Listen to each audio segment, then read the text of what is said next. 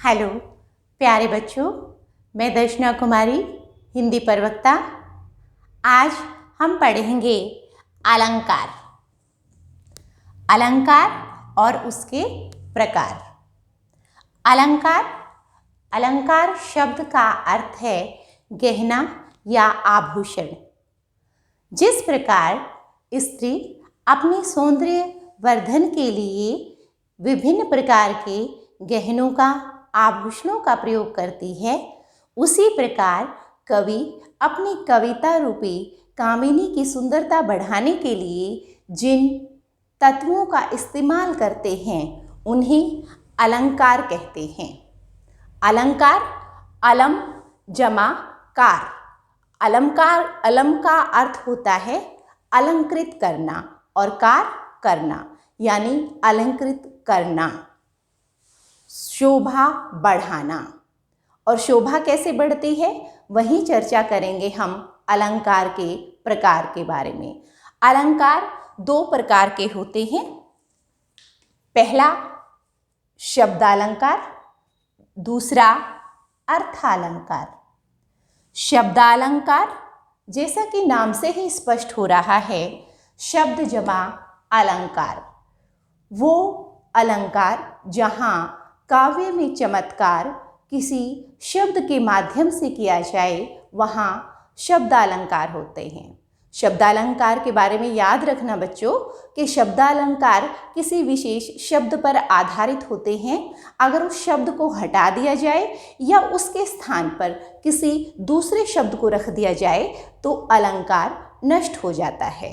तो शब्दालंकार काव्य में जहाँ किसी शब्द विशेष के कारण चमत्कार उत्पन्न हो, वहाँ शब्दालंकार होता है। दूसरा, अब आते हैं हम अर्थालंकार के बारे में। अर्थालंकार नाम से ही स्पष्ट हो रहा है ना? बता सकते हैं आप इसका आशय सीधा सा, अर्थ जमा अलंकार, यानी अर्थ विशेष पर आधारित अलंकार। जहाँ काव्य में चमत्कार शब्द के अर्थ के माध्यम से उत्पन्न किया जाए, वहाँ अर्थालंकार होता है। यहाँ पर याद रखने लायक बात प्यारे बच्चों ये है कि ये अलंकार है वो किसी शब्द पर नहीं होता, यानी शब्द के अर्थ पर होता है। शब्द को हम हटा भी देते हैं, परिवर्तित भी कर देते हैं, तो अलंकार ज्यों का त्यों बना रहता है। आज हम पढ़ेंगे हमारी इस कक्षा में शब्दालंकार के बारे में, हमारे पाठ्यक्रम के हिसाब से। शब्दालंकार मुख्यतः सबसे पहले हम लेते हैं अनुप्रास के बारे में। अनुप्रास अलंकार शब्दालंकार का उदाहरण प्रकार। अनुप्रास अलंकार क्या होता है? जहाँ किसी वर्ण भाषा की सबसे छोटी इकाई है।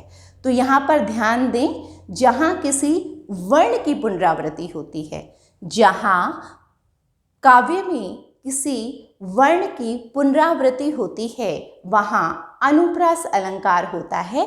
जैसे चारों चंद्र की चंचल किरणें खेल रही हैं जलथल में। यहाँ आप देखेंगे च व्यंजन की आवृत्ति है वो बार बार हो रही है, तो यहाँ च व्यंजन की आवृत्ति के कारण, वर्ण की आवृत्ति के कारण कौन सा अलंकार है? जी बिल्कुल ठीक पहचाना आपने, अनुप्रास अलंकार है। इसके बाद हम दूसरे पर जाते हैं इसके प्रकार पे, वो है यमक। यमक अलंकार। यमक का अर्थ होता है जुड़वा। युगम, युगम मीन्स दो एक जैसे। जुड़ा शब्द से परिचित हैं आप? मतलब बिल्कुल हम शक्ल एक जैसे दो, लेकिन होते तो वो भिन्न ही हैं।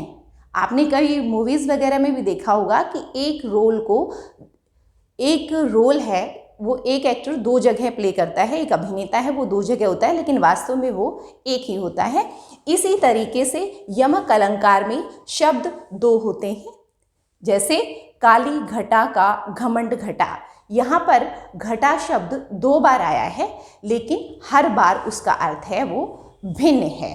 तो यहाँ पर हम देखेंगे कि जहाँ पर किसी शब्द की पुनरावृत्ति होती है लेकिन अर्थ हर बार अलग होता है, भिन्न होता है, वहाँ पर यमक अलंकार होता है। जैसे घटा, काली घटा, यहाँ पर घटा का तात्पर्य है बदली या बादल, और दूसरा है घमंड घटा, यहाँ पर कम होना, यानी एक घटा बादल के लिए प्रयुक्त है, बदली के लिए, और दूसरा है घटा, यस बिल्कुल सही, कम होना के लिए। इसके पश्चात तीसरा अलंकार हम लेते हैं श्लेष अलंकार। श्लेष अलंकार, श्लेष का अर्थ है चिपकना, चिपकनाश्य मतलब किसी शब्द से जहां एक से अधिक अर्थ चिपके होते हैं वहां श्लेष अलंकार होता है। जैसे अनेकों धन रतन साथ हो लाए, प्रियतम बतला दो लाल मेरा कहाँ है। प्रियतम बतला दो लाल मेरा कहाँ है। यहाँ पर जो लाल शब्द है उसके इस एक शब्द से दो अर्थ चिपके हुए हैं। लाल का तात्पर्य यहाँ पर पुत्र से भी है कि प्रियतम के बतला दो कि मेरा पुत्र कहाँ है, और यहाँ पर जब हम लेते हैं इस दोहे के संदर्भ में कि अनेकों धन रतन साथ लाए, कि आप अनेक रतन लेकर आए हैं, युद्ध से विजित होकर लौटे हैं तो अनेकों धन रतन लाए हैं, तो जो लाल विशेष प्रकार का जो एक रतन होता है उसके लिए भी लाल शब्द का इस्तेमाल होता है। तो यहाँ पर लाल के दो अर्थ हैं, सबसे पहला पुत्र और दूसरा अर्थ है रतन। तो यहाँ पर एक शब्द के दो अर्थ होने के कारण श्लेष अलंकार है। स्पष्ट हो गया जी। आगे बढ़ते हैं। अब इसके आगे अलंकार है पुनरुक्ति प्रकाश अलंकार। पुनरुक्ति प्रकाश अलंकार वह अलंकार जहाँ पर किसी शब्द की पुनरावृत्ति होती है लेकिन शब्द के अर्थ में कोई परिवर्तन, कोई बदलाव नहीं होता है। यहाँ पर विशेष देखिए कि यहाँ पर शब्द की पुनरावृत्ति होती है लेकिन अर्थ अलग नहीं होता है, जबकि यमक में शब्द की पुनरावृत्ति होती है लेकिन अर्थ में भिन्नता होती है साथ साथ। तो यहाँ ध्यान देंगे कि शब्द की पुनरावृत्ति होती है लेकिन अर्थ परिवर्तित नहीं होता। जैसे धोए धोए पात हिली हिली सरसई लगे, कि धुले हुए पत्ते हैं वो हिलते हुए अत्यंत सुंदर लग रहे हैं, सुशोभित हो रहे हैं। तो यहाँ पर देखने लायक बात है कि धोए धोए पात हैं, मीन्स धुले हुए पात हैं और वो बड़े सुंदर लग रहे हैं, अर्थात उसके भाव में कोई परिवर्तन नहीं है और शब्द के अर्थ में कोई परिवर्तन नहीं है। तो यहाँ पर पुनरुक्ति प्रकाश अलंकार है। ये थे हमारे आज के शब्दालंकार।